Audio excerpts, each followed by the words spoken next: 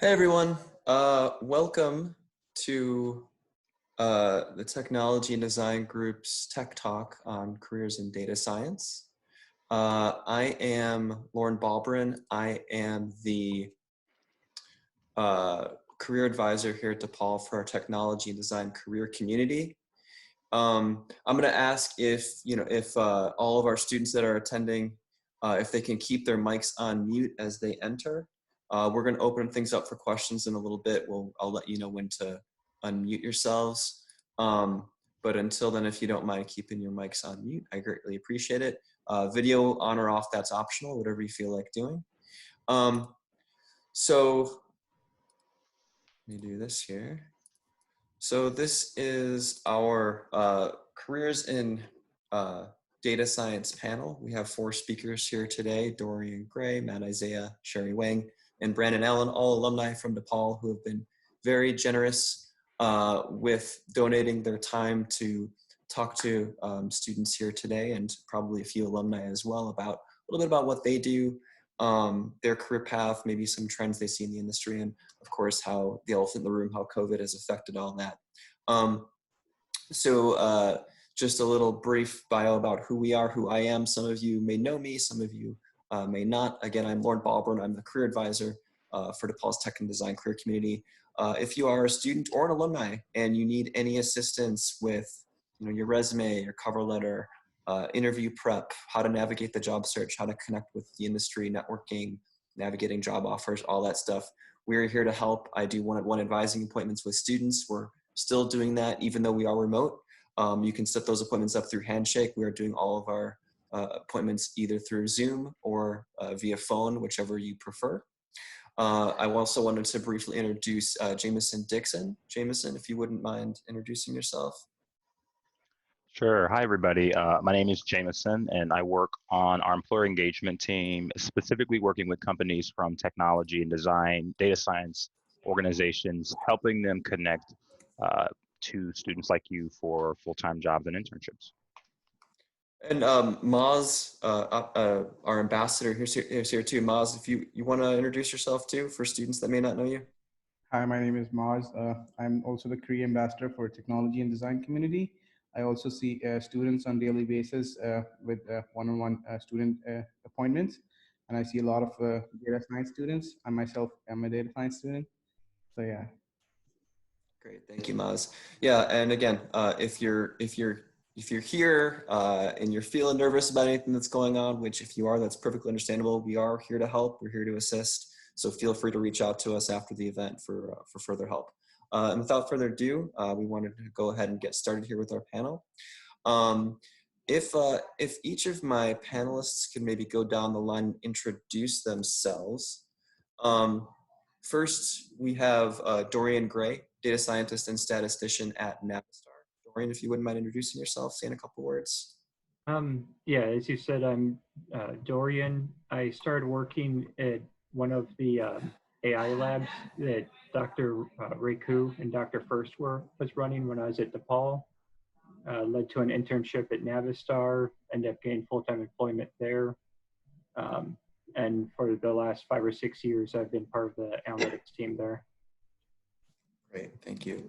Next we have Matt Isaiah, Electronic Resources Librarian over at University of St. Mary of the Lake. Matt, could you say a few words? Yeah, hi everyone. My name is Matt Isaiah. I graduated from DePaul in 2008. Went back and got my master's in library and information science, and was working sort of a corporate gig while going to school. And then I took the electronic resources librarian role almost 3 years ago now. So that's Catholic University and Seminary in the north suburbs of Chicago. Great. Next, we have Sherry Wang. Sherry is a senior data scientist over at cars.com. Hi everyone, I'm Sherry. I graduated from DePaul in 2015. I started my program in marketing analytics actually, but then I changed and graduated from MSc in data science. And ever since, I've just been in the different companies as a data scientist. Yeah. Thanks, Sherry. And we have Brandon Allen. Brandon is a Senior Associate Director of Analytics at University of Chicago.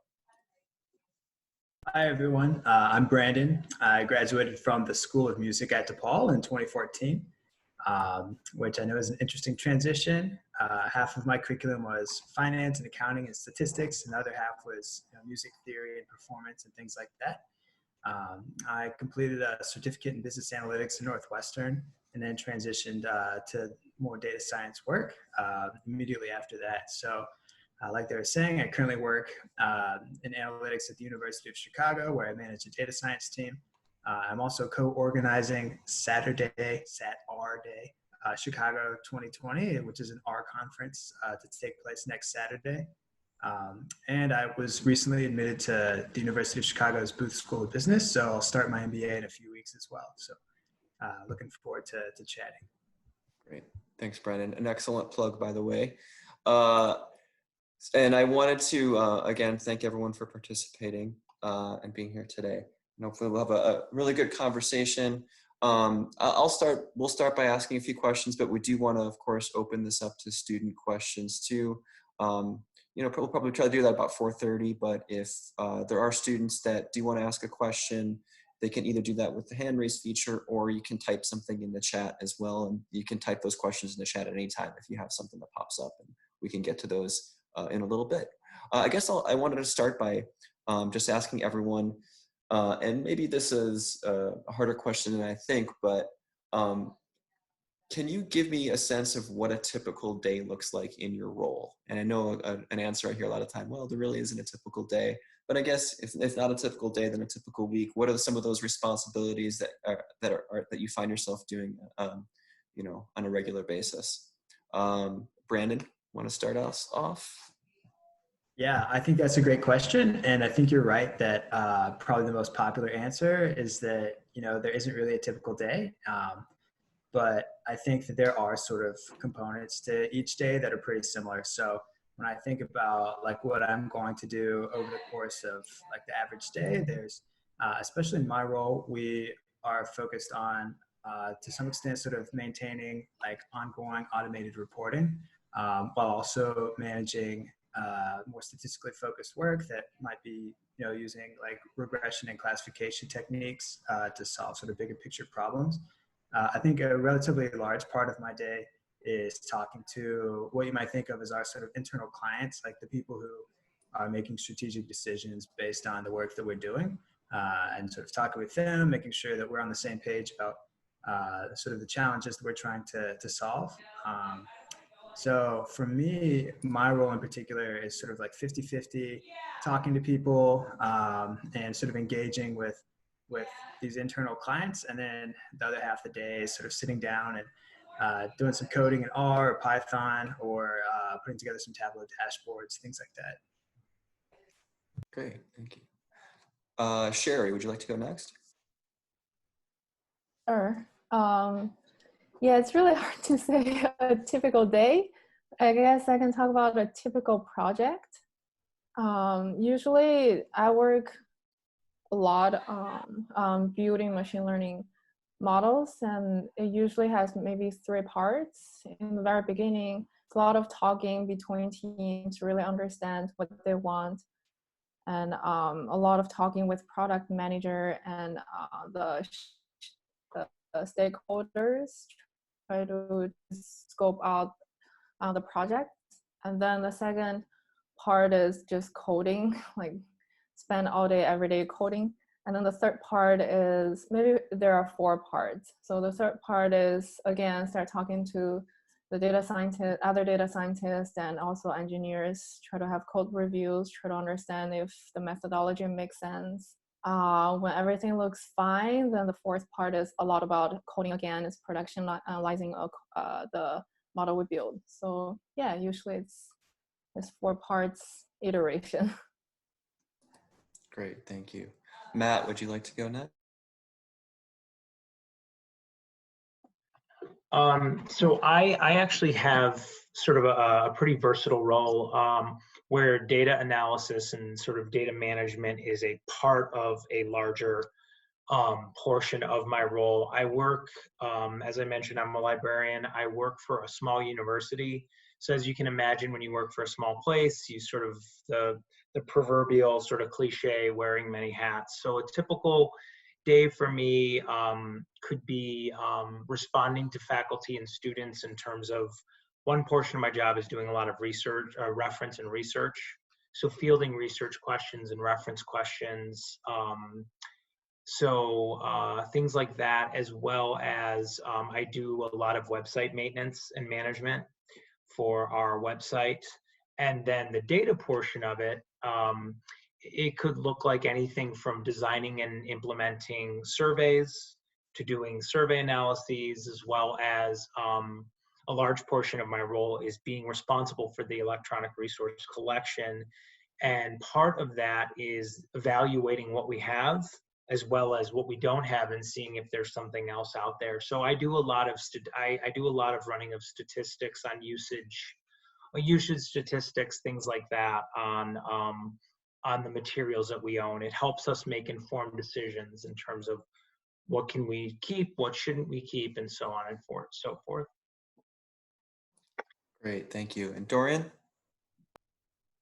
Yeah, so part of my job is to kind of act as liaison between the different departments. So I have a fair number of meetings where I'm working with, vocational truck or the bus unit, and both trying to make sure that they're not duplicating work, as well as seeing how we can help them, or how we maybe cannot help them.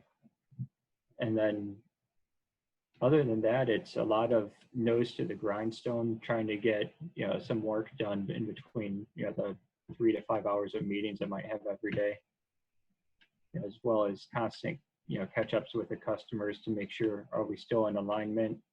Any new changes occurred, when the road ends and COVID-19 hits us, a lot of things were set to the back burner and we got to focus on something else. So Dorian, thank you. And thank you everyone. And Dorian, I'm actually glad you mentioned that customer facing portion. I think that's probably something that a lot of people that are getting into some more technical degrees don't maybe necessarily think about, is that customer facing portion. That maybe leads me to a question of, what were some surprises, or what was maybe the biggest surprise that you learned, like a job responsibility that you did not think or anticipate was going to be a part of your daily responsibility, especially, I guess, focusing on some of those softer skills. Dorian, if you want to maybe start us off. So when I started working, I thought it was all about the area under the curve, or precision, or whatever metric is appropriate. And if I could get the best metric score, then the model would go into production. And I didn't realize both how much politics and soft skills goes into it, of explaining, how your model works to someone that has no background in mathematics, and really convincing them that it's a worthwhile, risk to take, because in many cases it's changing how they do their day-to-day job. So that was, I think, one of the larger lessons for me that I learned. And rather than going down the line for every one of these, I'll just ask if any of other panelists would like to jump in here and say anything to that. Yeah, I think that's a really good point that Dorian brings up, which is, the relationships that you have with your colleagues, I think, are essential to being successful. And that doesn't mean that you necessarily have to be sort of like best friends with everybody, but definitely understanding sort of the interpersonal relationships that exist in the office, and maybe what sort of politics may exist, and trying to understand how best to navigate these relationships is pretty important. It's not something that I realized when I first started out, and then kind of quickly learned that, that's sort of half of the job in many ways. Yeah, I can't agree more about what Dorian was saying, that like before I thought precision and recall is just enough, but no, as I started really working, I actually want to add a fifth step to the things I mentioned before, the project flow. usually the most important part is step 5, which is try to make sure you communicate the model right to the right audience.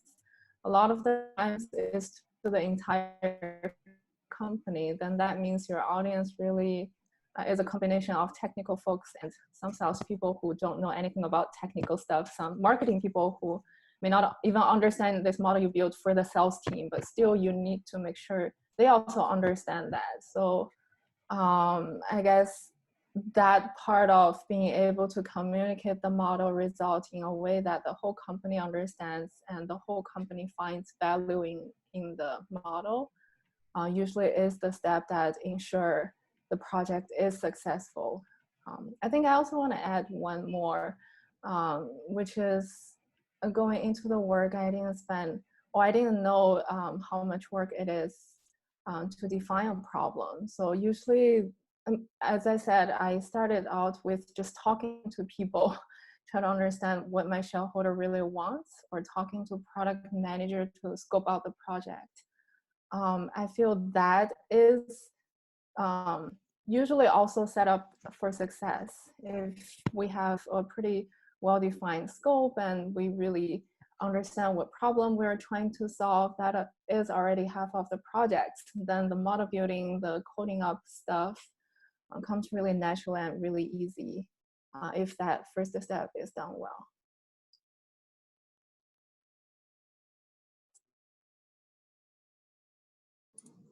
Muted there. Thank you, Sherry.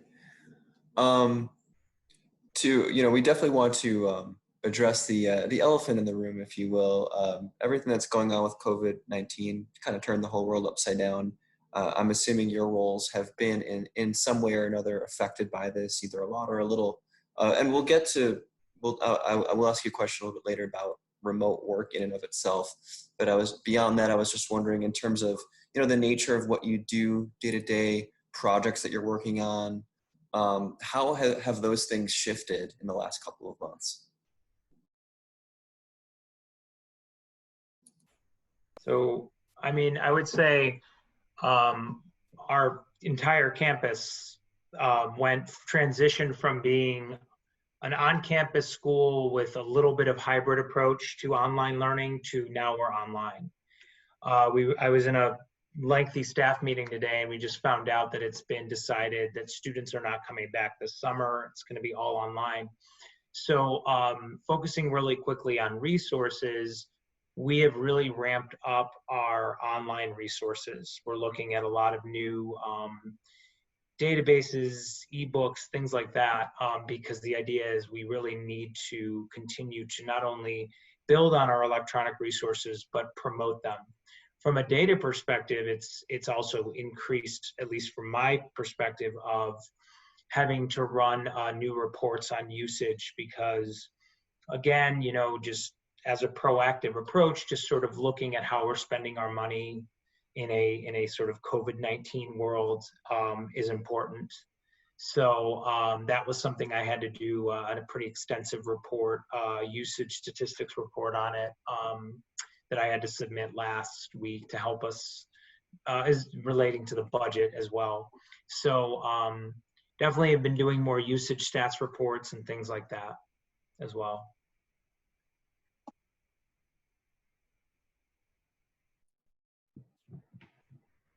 Yeah, we're listed as an essential company. So for us, we're still operating even though some of our plants have been closed down. But we had a much larger focus, obviously, on doing COVID-19 dashboards and identifying suppliers that are at risk, as well as tracking the status of dealerships and how they're being impacted, different facilities, etc. And we were not normally a remote company. Our CEO was not a big fan of it in the past, so there was a lot of trial and error as we all moved to work from home in a very short period of time.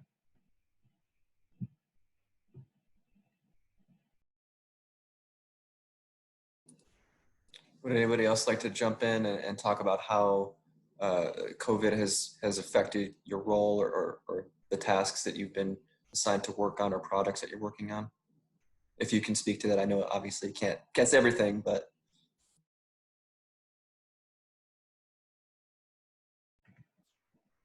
And I will say on a side note that it's definitely had an impact on meetings. I'm a huge fan of a whiteboard and a marker, and that doesn't work so well on Zoom. I think for us, I definitely start seeing more short-term projects than long-term projects. I think that's the main change I've seen, at least to my team. Company-wise, I'm sure we already have, I would say, some work from home folks, and also we're allowed to work from home 1 day a week. So I feel like the infrastructure and the culture is already there. So the transition, there's really not much transition for at least the tech team. But I know for my company, we have a really big sales team, which is influenced by this a lot. But I also feel like we're in the car listing, vehicle listing. We're a car listing site. We don't sell cars, but then we contact the dealer and try to put their listing on our site, and we try to connect the dealer and the sellers. And one of the main trend in the industry has been to be able to sell cars online. And I feel this COVID-19 actually pushed that trend a little bit faster. So we know already this is happening, this is a trend, but because of this COVID-19, we're actually thinking more proactively about how do we make that change really how do we really make that possible? So I think that might be a good thing, at least for us.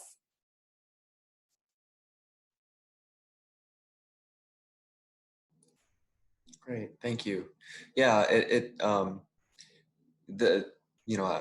speak from my perspective, I've definitely, in talking to people, seen, obviously a lot of things in turmoil, but a few industries and markets actually, performing slightly better now than they had in the past.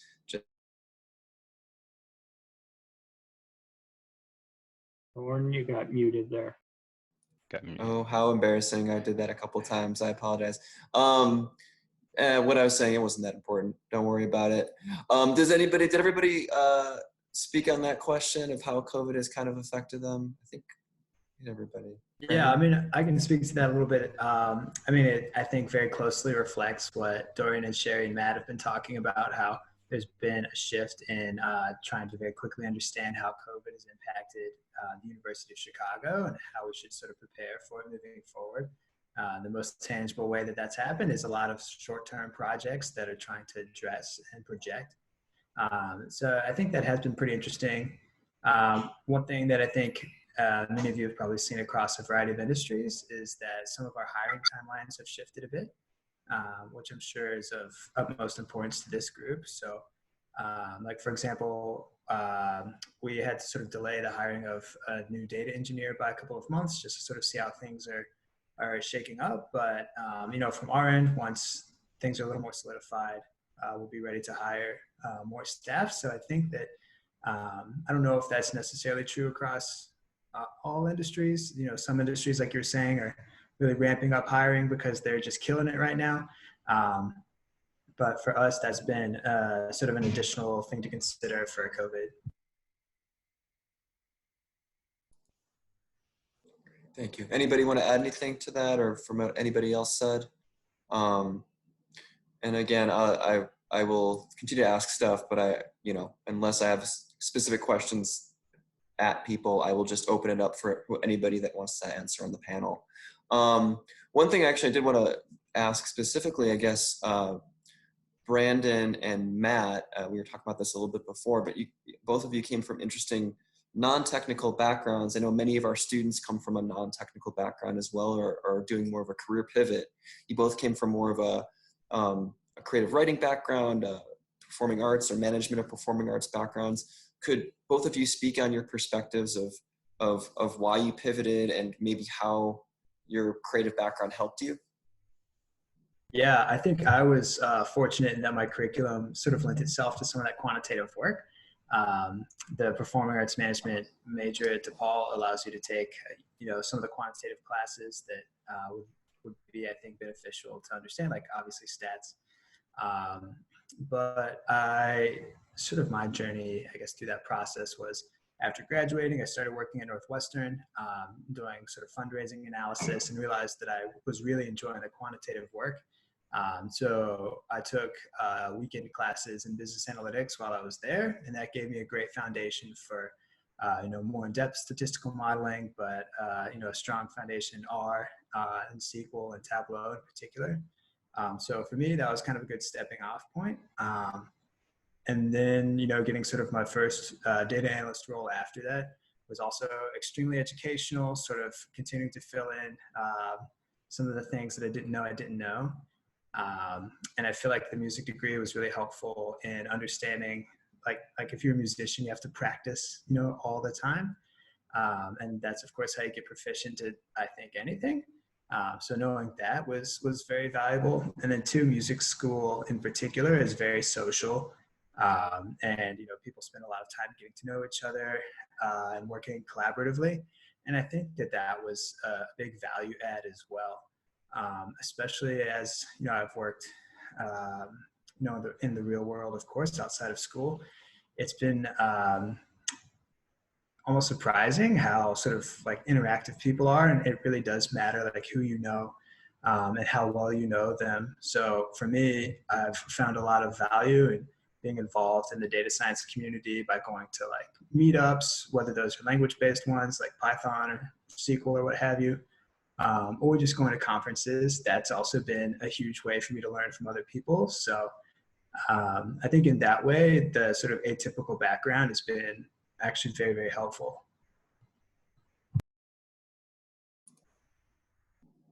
Thank you, Brandon. Matt, you want to add anything to that?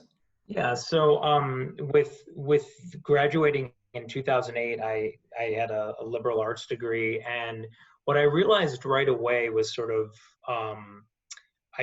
I found myself moving to the corporate world just because I felt like I needed to make money and I needed to sort of experience real world work. And one thing I found right away is that good communication skills, which I think my fellow panelists have already mentioned communication, and also writing skills are very transferable. And so when you have a liberal arts degree, that's something that's really, really helpful, is being good at communicating as well as writing, which obviously a liberal arts degree is going to help hone that. So throughout my career, I've noticed in the corporate sector, I always somehow was able to leverage those two skills to get really interesting projects and work. One of my companies, for example, I ended up doing internal communications for the executive level employee staff, the C-suite, as they call it. So that's one aspect of that. As far as the transition more to the MLIS and the data, is that I wanted to get back into the education sector. I thought that the MLIS was a very versatile degree in the sense that you could do public thing, more of like a public, almost like a social work type of gig, like if you landed a public library, or academia, which I really enjoy academia. So throughout my undergrad as well as grad, I've also always loved research. So that's another thing that was really a foundation from DePaul that I still kind of am grateful for today, because research is a big part. So once I got into the MLIS program, that really sort of turned me on to data and data analysis. And I remember like the first class I took was big data and competitive intelligence, which just knocked my socks off. I thought it was amazing. And so I was working at the same time and being like, oh, wow, I'm learning this and it's transferring to work because data is everywhere. And so that really was so beneficial. And so when I did that at Dominican, where I got the degree, I started taking more and more data classes. So that's kind of a circuitous route, but that's a little bit of my story. Awesome, thank you. And it is so nice to have different perspectives on the panel too. I think that's awesome. I do want to open it up to questions, and we are starting to get a few in the chat. And I ask if you do have a question, feel free to just type that right in the chat. I think that's probably the easiest way to go about it. We may not get to all of them. We'll try to get to as many as we can the rest of the time that we have. If you didn't get your question answered, I encourage you to connect with the panelists and perhaps ask your questions there. Hopefully they'll get back to you there. Could I add something to what Brandon and Matt said? Of course. When we started our analytics team at Navistar, a couple of our first hires were former mechanics. I should say that we're a truck and bus manufacturer. And although they didn't have much experience in data analytics and data science, we found it was much easier to train them up on that skill than to turn around and try to give someone 10 years of how to fix an engine. And the insights that they had was invaluable. So, you know, even if you don't come from a pure data science background and you have other majors, there's still a lot of value in knowing in a subject area. Excellent point. Thank you, Dorian. I want to move on to some questions we're getting. This is from Lisa Rochester. Do you think the impact of COVID has changed how your company will do business, or do you think we'll go back to quote unquote normal? I mean, for Navistar, we have a lot of conferences and conventions that we go to sell trucks. I don't think we can get out of too many of those, but a lot of the non-necessary travel, I think, is going to be replaced with Zoom meetings and such. And I will say that I've seen the comment going around on Twitter about how, you know, one question you definitely have to ask in interviews from now on is, what did your company do to address, you know, COVID-19 when that came out, to really see if that's a company you want to work for or not. Excellent point. Would anybody else care to talk about, you know, how they foresee the future of their business model, you know, once things return to normal? Yeah, if I can add that. So I really like Lisa's question. So do I think it will go back to normal? As far as my university, yes. The way COVID, though, has impacted and changed things, and this is sort of a positive, is that we've really moved very quickly toward online learning. And so I've been at USML for almost 3 years, and it's been a crawl, and that crawl now has moved more to, I would call it a jog, or probably actually a sprint, really is the better word.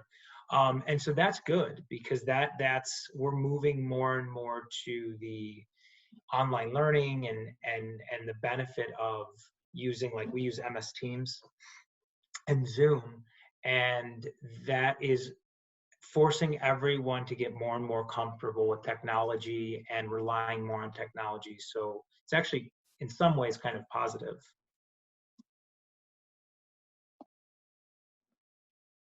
Yeah, I think I want to add on to that. So at CARS, we also have seen like almost a positive impact because of COVID-19, because the pandemic and all that hit our industry really hard. We really have to think about cutting costs and be more efficient. And this has pushed us to maybe use technology more across the whole organization. So we are actually one of the oldest company in the industry, in the car leasing industry. And that's a good thing, but that also means that we are not super efficient. We have a lot of third parties we rely on that is just because of legacy. So with this opportunity, we're actually able to cut a lot of those third party. We're really reorganizing and trying to evaluate all the technology we're using and only use the ones that are that make sense. And I think another thing this COVID-19 has pushed us is to be more innovative. Like I was mentioning before, we have to think about this trend of online shopping of cars, and we have to think of ways to help our dealers to do that now. So this is just one example of how this COVID-19 has pushed us to be more innovative. And because of it, our organization has been more data driven and data hungry, I think. So before, there are decisions made just for no data support. But because of COVID-19 and the change has happened so quickly, our leaders really look at our data and our analysis and try to find patterns and try to like come up with solutions with these insights from the data. And that's a change that we see, I think will stay. Our team, we already have a data analytics team, but our team focus more on the predictive side. Our team has not been able to really expand that much. What I mean is we build a lot of models, but it's kind of hard to gain trust. But actually during COVID-19, we were tasked to predict a lot of different things and do a lot of different analysis. And that's how we were able to gain trust actually through this pandemic. And this has also pushed our organization to, not pushed, but encouraged our organization to trust our team more, trust the predictive analytics and machine learning a little bit more than before. So I think all these different changes will stay. And I think it's actually a good change happened because of COVID-19 for just my company.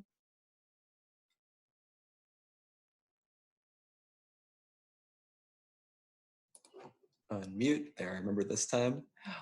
Thank you. I want to get to a few more student questions here. N. Parikh asks, do you recommend getting certified in SQL or Tableau before applying to entry-level positions? And maybe a good larger question is, what kind of value do you place on certifications in general? So when interviewing candidates, like the certification is a nice indicator that you're trying to learn and are interested in learning. But a much better one for us has been, what's a cool project you worked on that you're proud of and can talk us through? And ideally in that case, it would include, SQL and whatever, items he was talking about there. Yeah, I definitely agree with what Dorian is saying. And especially in that, like in the hiring that I've done, seeing certifications like that is a helpful signal, and it can show that you are definitely continuing to learn and are dedicated. But at the same time, it's at least as valuable in an interview situation to be able to explain a project from start to finish, especially with an emphasis on the why and the impact that it has had. So I think it can be valuable, but definitely make sure that you've done your sort of additional interview prep as well.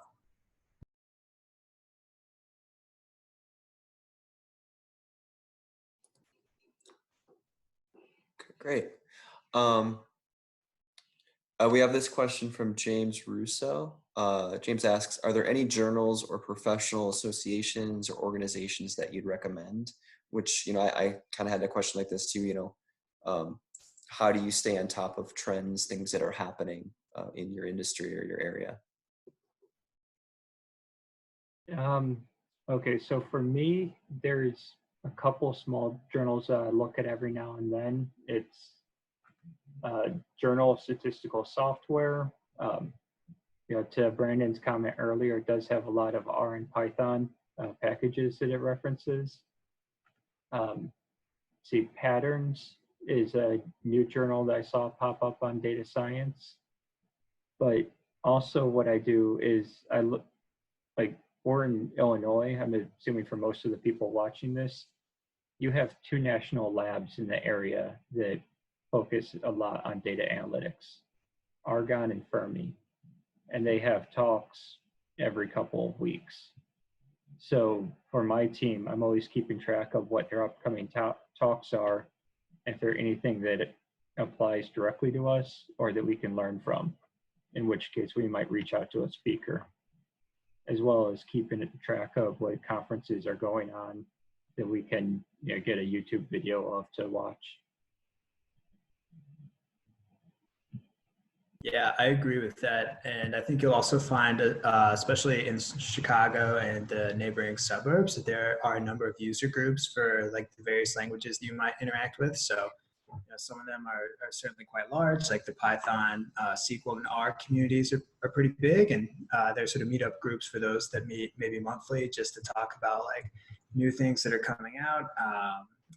Like cool use cases, et cetera. It's a really good way to learn from others while also typically getting free pizza and sort of talking with other people in sort of a networking capacity.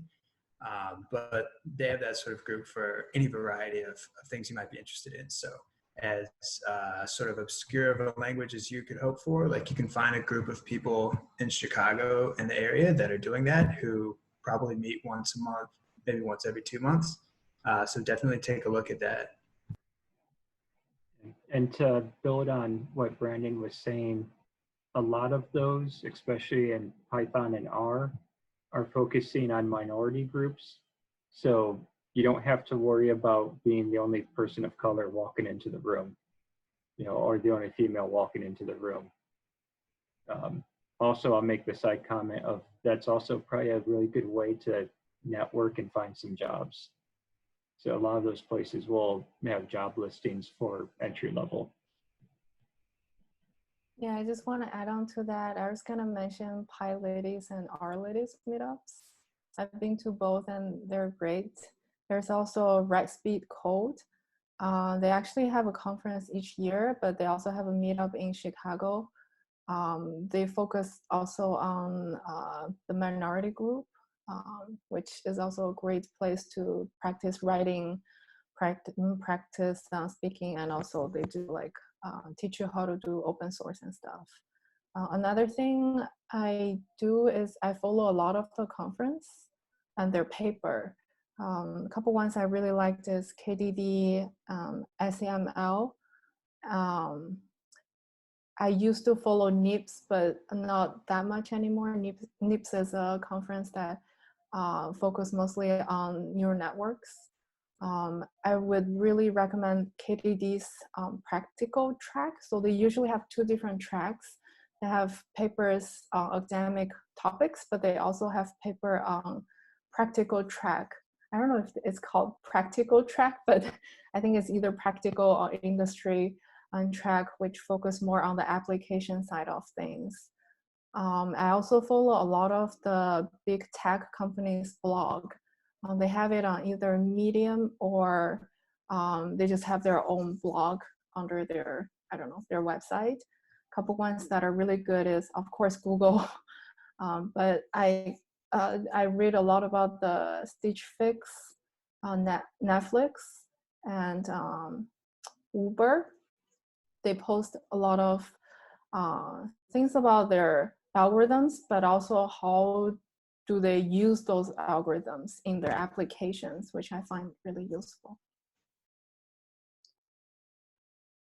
So I'll just go really quick with this one.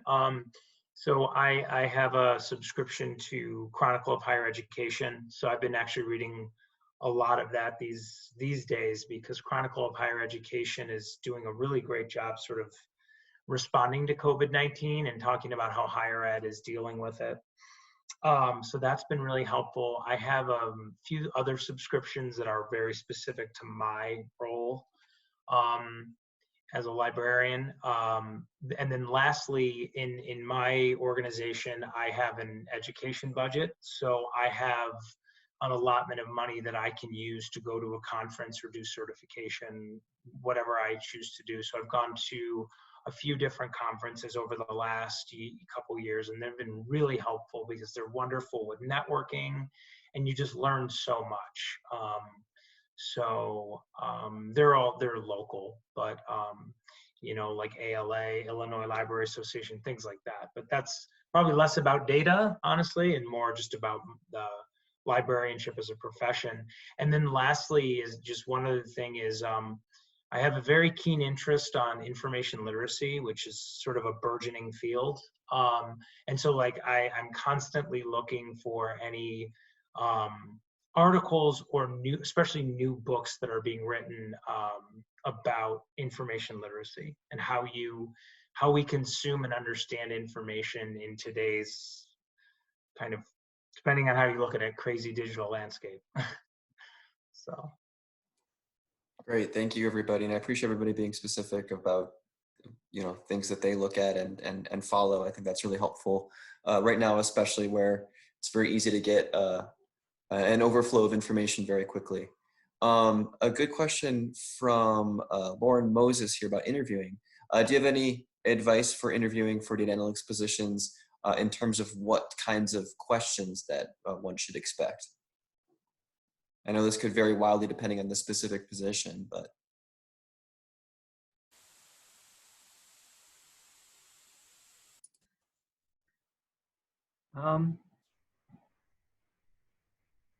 Okay, so we normally have just like initially a phone interview to get to know them slightly and make sure that they understand the job listing, because you'll find that a fair number of applicants did not read the job listing at all. But as far as the in-person, there seems to be two tracks that I've seen. One that focuses heavily on the technical side, in which case you're kind of given a quiz of sorts to prove your abilities. And the other is more of a, tell me about what you've done, describe, your favorite project down to the best detail. And through describing that, really convince us that you know what you're talking about. And yeah, I really have to say, expect something on projects that you've worked on. That was always a big one for us. And then there's always the normal HR ones of, imagine that you have a coworker you're not getting along with, and, the expected questions like that aren't really data science related, but happen in all interviews. Yeah, that's been my experience as well. I think one additional piece that I've both encountered and sort of like delivered to people who are interviewing is like cases. So in addition to asking, like what's a project that you've done really well on, and having them walk you through that. Sometimes there can be like a case where they're like, oh, like we have this situation. Sometimes there's live coding, sometimes there's not. But there can definitely be like whiteboarding and things like that, where you have to sort of very clearly illustrate like what you would do in this hypothetical or sometimes not so hypothetical situation. I think that's an additional piece that I've encountered on both sides. Great. Anybody else want to add to that in terms of interviewing? Remember that it's a two-way street. If you're not getting good vibes from the company, go somewhere else. Just as they're interviewing you, you're interviewing them. Yeah, and don't worry if that happens, because I feel like that happens to everybody, and like just totally feel empowered to, do what's best for you in that sort of situation. Great. This is a question from James Selden. James says, James asks, what would you say is the one biggest misunderstanding of being a data scientist in terms of your day-to-day job? That I can do everything with no data, or with bad data, or that the data we have is perfect. Yeah, that's pretty much the big fight I constantly have, is that we need more data and data that we trust.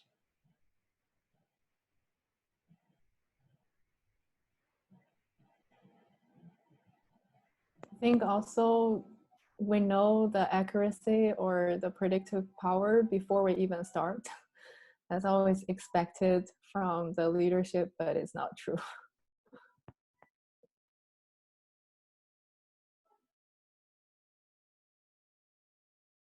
Yeah, that's a good point. That sometimes when I'm presented with, a hypothesis that someone once tested, I have to be very cognizant that we aren't like trying to solve for the thing that the person thinks is happening. So like in that exact way, like somebody probably thinks that something is causing X, and frankly, we don't know until we do it.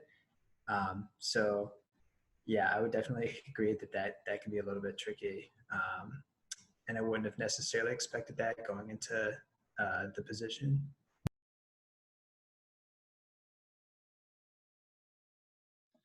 I think one I'm going to echo what Dorian said about bad data. You kind of get what you put in, right? And so when you're dealing with bad data, it can be incredibly difficult. I know from my perspective, what I've had to do is really create workflows around running data and analyzing data, because I didn't enter a role where that was there. And so another part about data that I would say, I don't know if it's a misconception, but maybe it's a cousin of it, in that it's powerful in that it helps tell the story. And so a lot of times throughout my last couple of years there's a lot of opinions, and then data comes in to help us make informed decisions. That has been really, really helpful. Whereas before, a lot of, when you work, especially for an older institution, it's a lot of sort of, well, this is how it's always been. And people who are somewhat mired in that. And for me, I think one thing that's been really helpful is trying to promote and help people understand the benefit of running the data. And I don't know if that's exactly similar for you guys, for my fellow panelists, but having data help tell that story, I think, kind of cuts through some of the ego and opinions that I've had to deal with. Great, thank you. James Russo asks, do you feel you use any scripting or coding languages more than others? And maybe a good larger question is, what are some of the typical tools that you are using on a day-to-day basis in your roles? Python and R a lot, and that's really what's the right tool for the job. I don't believe in the fight of one's better than the other. They both have strengths and weaknesses. SQL constantly. You really do need to understand at least rudimentary SQL. And I guess a little bit of Bash or whatnot for if you're logging into Linux servers to kick off your scripts. Like I don't do much in SAS or SPSS.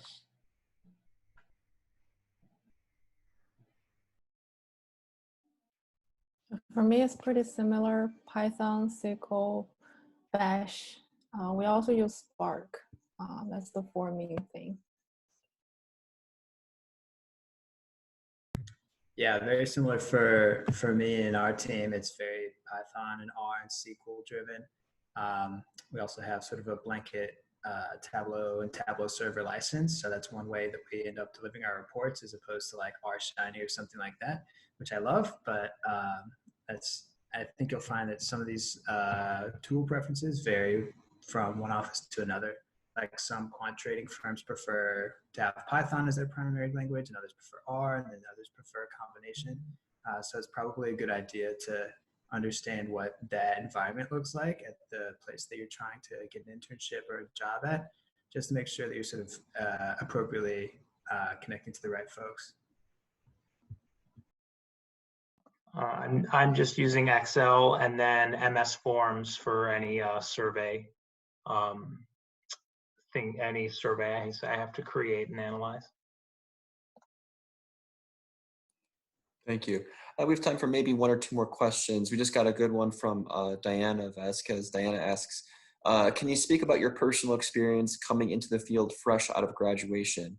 What did you feel you did to make yourself stand out?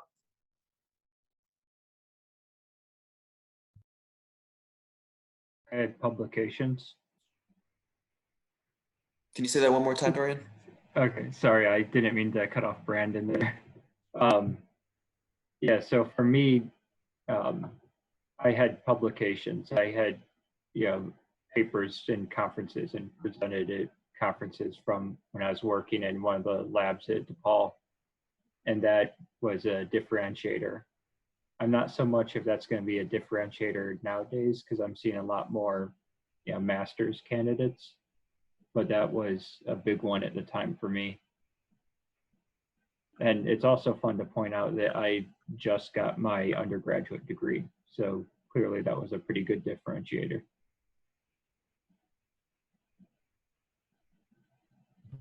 Yeah, kind of like what we were talking about earlier in terms of interview questions. You know, if you have a project from undergrad or from grad school or from an internship that you can speak to in really granular detail in a way that's very compelling and also highlights your communication and your quantitative abilities, I think that is often a differentiator. I will say anecdotally, for me, you know, again, like having a strong network of people is crucial. I think that's been a pretty important piece of every job that I've gotten, which isn't to say that that's necessary, because I've certainly hired people for whom that wasn't like the route that they took. But something to consider is that, you know, having strong relationships with people who are willing to advocate on your behalf with a hiring manager is generally a positive thing. Yeah. And to build on that, an obvious desire to learn. You know, where we've had, you know, entry-level people that it's clear that they're eager to learn, and that sells a lot for, you know, overcoming lack of experience. So yeah, I had brought a sample of my work, presentations that I'd given, as well as publication. I also, one of the projects I had to work on in my master's program was designing a website. So it was just sort of like a marketing to market yourself. So I actually sent that in my thank you follow-up email to the interviewers. And I think that helps kind of show some of the creativity as well as some website development skills. And then I want to echo too what Brandon said. I definitely, networking was also very beneficial and critical for me. So I had known someone who worked at the organization that I was able to meet with. And let me just state that I met with that person before the interview, and it was really, really helpful because he gave me some insight in terms of what to expect in the interview that I know was super helpful. So, you know, like if you apply to a position, you know, take some time to figure out, do you know someone, or do you know someone who might know someone who works there, kind of thing. Because it was really, really helpful for me. And I want to build on what Matt said. And sorry, I know I'm talking a lot compared to some of the others. Because Matt commented on the thank you letter afterwards. I'm not a big Miss Manners fan, but I do think that there is some benefit to sending a thank you letter after an interview, not because of a manners issue, but for two things. One, you get in their head the next day, because, you know, after an hour and a half interview, I've made my notes on what I thought about you, put that to the side, and the next morning I'm on to my work. But then if I get an email from you, yeah, you're getting into my brain space for a little bit longer, and that will give you a little bit of a psychological advantage. B, most of the people that I interview don't have access to my email address. They just know, you know, maybe just my first name or my full name. So the fact that they're able to figure out what my email address is tells me that they know how to solve problems.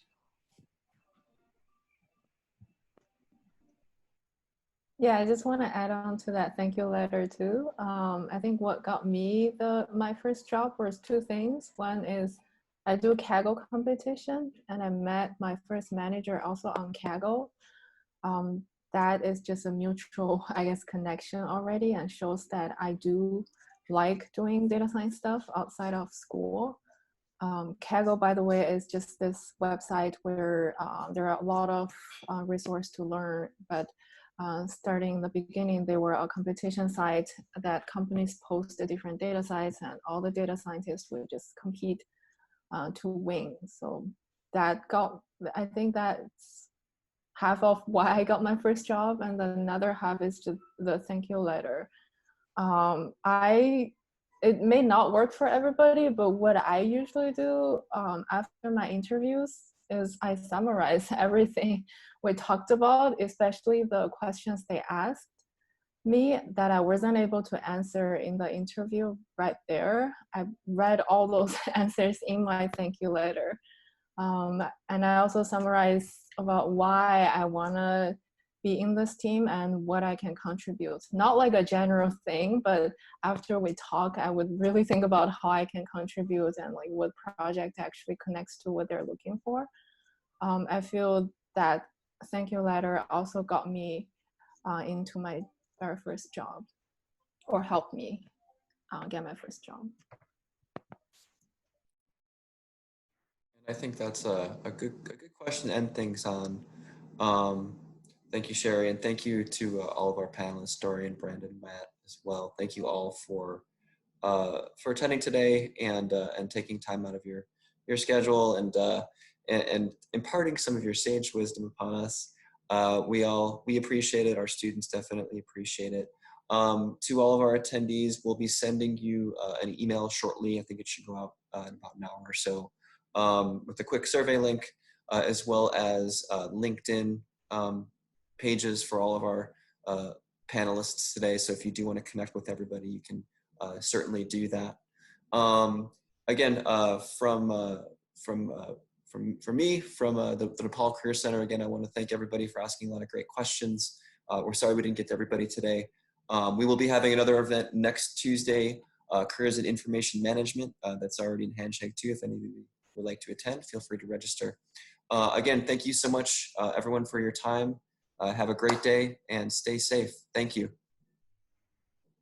Bye-bye.